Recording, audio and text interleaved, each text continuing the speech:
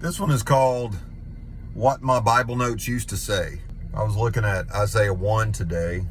It says in verse 11, I've had enough of burnt offerings of rams and the fat of fed cattle. I do not delight in the blood of bulls or lambs or goats. I wrote in the margin one time that it's not about sacrifice, it's about the heart.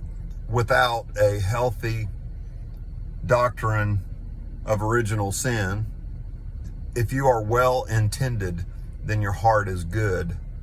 And if your heart is good, then you are good. When you look down, it says, learn to do good, seek justice, rebuke the oppressor, defend the fatherless, plead for the widow. Now, these are action verbs. The action verbs that are given here are things that are actually done. And yes, it would be better if all of those were from a well-intentioned heart, but it's not to be missed that some of the actions that are called for in God's covenants, especially the one with Israel, has to do with how you are.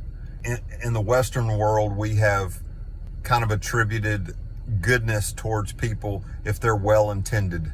Well intentions do not bring about justice. Good intentions do not rebuke oppressors. Good intentions do not defend the fatherless. And good intentions don't plead for the widow. These are separate verbs. These are actions that are not easy to do. These are actions that you will pay your life for in many cases. And this is what God is pleased with. He's not just pleased with the sacrifices. He's pleased with the activity that comes from a heart that is cleansed.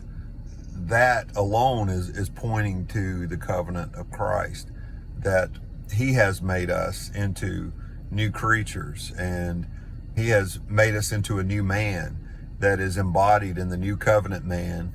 And it is not about new moons and Sabbaths and the calling of assemblies or the sacrifices that are made, but it is about the outcome and the action verbs that follow from a heart that is purified.